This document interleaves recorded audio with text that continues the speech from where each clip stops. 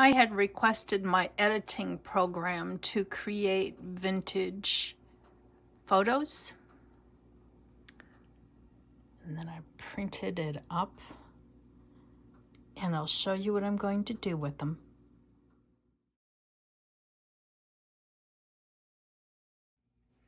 Hi, Susan from Susan's Art and Junk Journaling.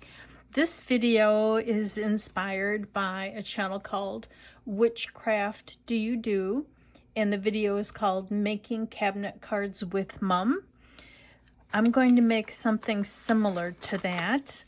My very top layer, since I've chosen vintage women in my editing program, I want the top layer, the layer that's going to be at the, like I say, at the top, to be this beautiful patinaed old page. To make it, it's very delicate. To make it a little sturdy, I chose a base page that's got some heft to it.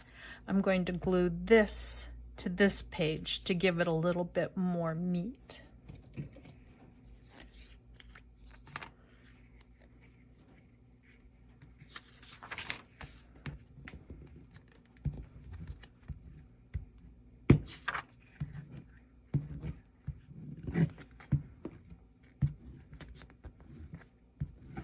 I've also seen G from Happiness and Crafting do a similar kind of a style.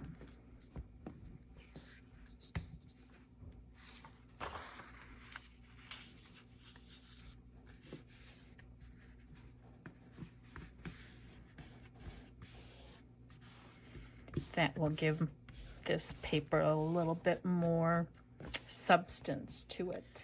My version won't be just like Which Craft Do You Do? I'm using her as an inspiration. I'll glue this picture to a backing piece just to give it a little bit more substance to it.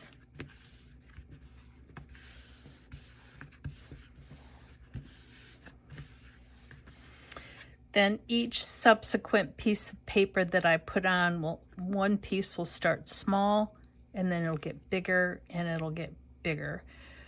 The way Which Craft Do You Do? She used scraps of paper and she tore it and she put it around. I might try that for the bottom layers, and then I'll do it different for the top layer.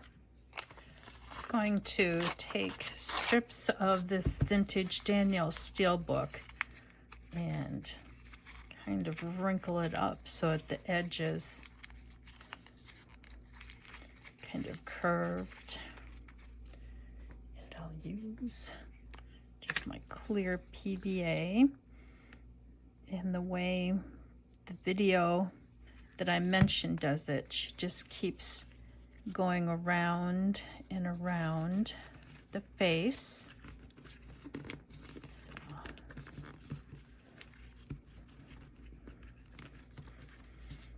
and then I'll tear some more. And then scrunch it up. I think I'll make it a little bit thinner. Scrunch it up. Again to frame her face.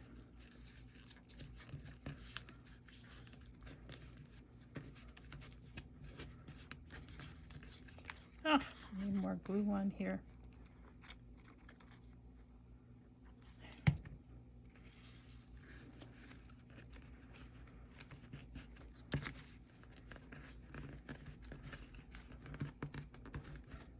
And I'll keep doing that until I've got the whole first level done. I've got the first layer done where I took real thin strips, not very wide, and scrunched them up first, opened it up, put some glue on, and then made a frame around her face. That's how I did the first layer. This next layer, I'm going to make a hole that's going to be a little bit bigger than this, and that's about 2.5 inches by 2.5 inches. I want to, maybe I think the best way to do this is to fold this in half and mark from here to here.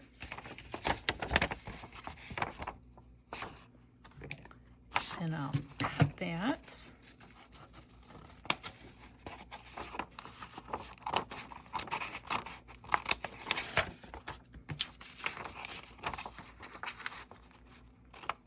Oh, where's the bottom line? Don't see the bottom line. Oh, that's as far as it went. And then she just went through and started tearing. Let's see, I might be mixing up two videos here.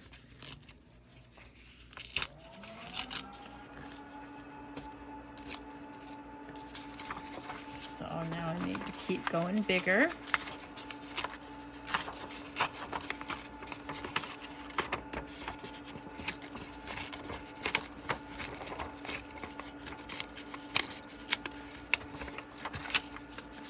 I'll keep going bigger until I'm pleased with that. There we go. So I want to go a little bit higher and a little bit lower, and I'll just tear parts away until I'm happy with how big the opening is.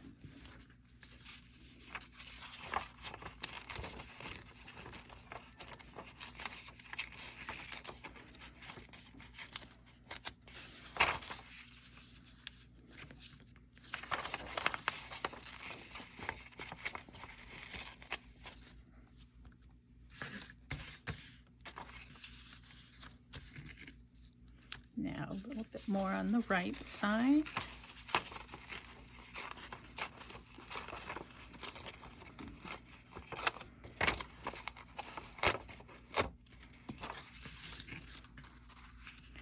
Now that I've got that as a frame, it'll be easy for me to set this on top of here and outline, and that way I'll know how much bigger I need to go.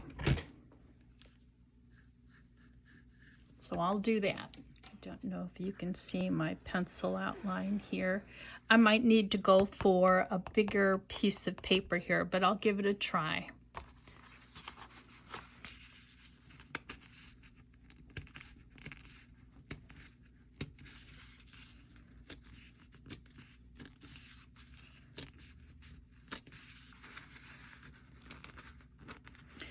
I just glued this vintage paper onto this less vintage paper, and both are still a little damp, so it's making it easier for me to kind of tear this out right now. It's kind of fiddly.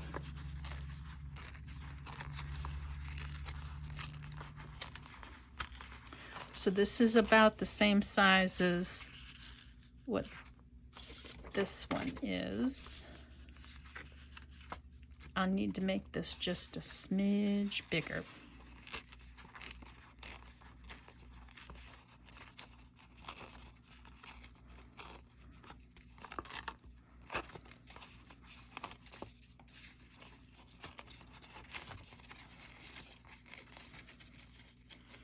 I don't want to go any wider over here. I might just concentrate on going wider on this side. Let me put that back there. Yes, a little bit higher. It's a lot of back and forthing.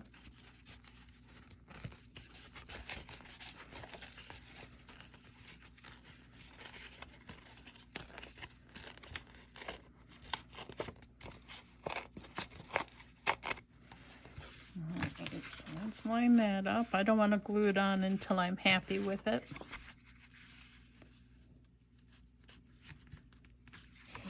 A little bit more here. Yep, I think I went a little too wide. And a little bit more. Well, instead of on the top, I'll take it from the bottom.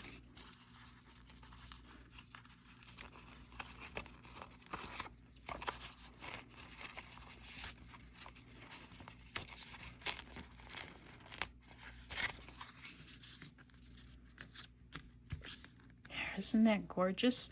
I'll glue them together now. The second layer I want to be a little more vintage looking. I'll take my walnut stain.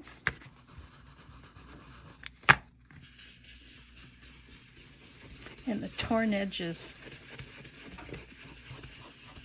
take the color real good.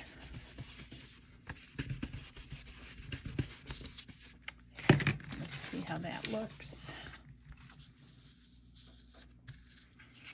Oh, that looks good. And then the top layer. All right, I will glue this all together and show you the result. I have the bottom layer that has the photo and the paper that I tore and smushed. This is the second layer, and I've pushed back some of the corners to show some of the whites. And then I'll glue this one on. I'll put the glue on this paper.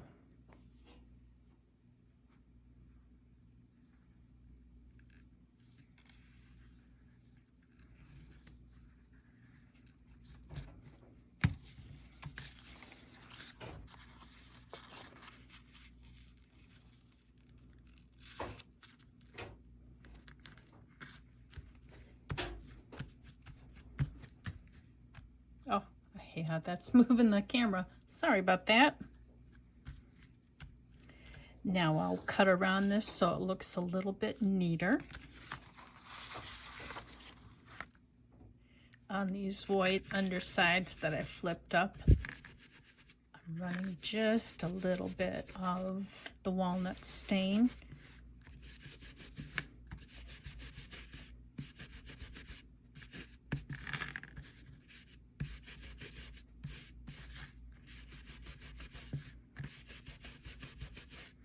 This can be embellished any way that you want. You can put a cluster down here. You can put some flowers down here.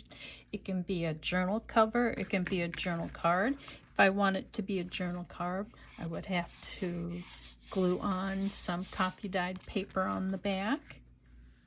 But didn't that turn out fantastic? And I will link the 2 videos that I used as inspiration for this. Thank you so much for watching, and I appreciate you joining me today.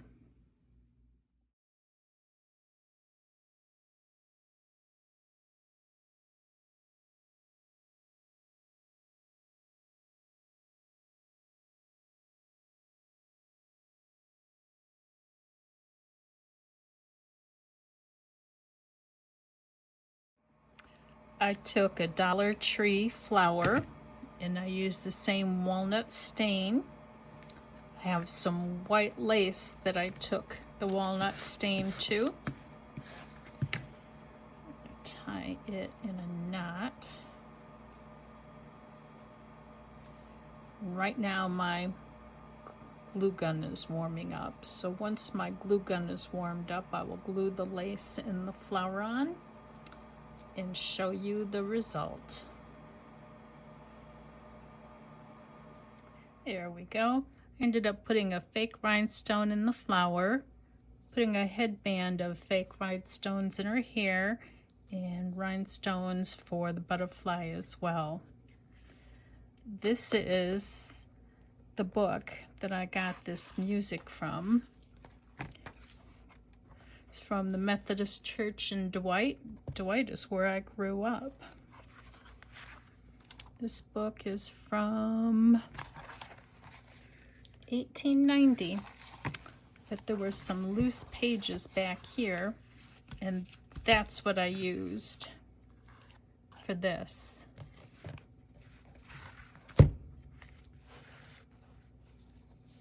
Let me know what you think, and let me know if you give it a try. Isn't it beautiful? I just love it. Tomorrow I have my appointment This is the 9th cast. The first 8 casts were soft. I fractured 4 metatarsals in my foot, the 2nd, 3rd, 4th, and 5th metatarsal, working in the yard. And I'm hoping this thing comes off tomorrow.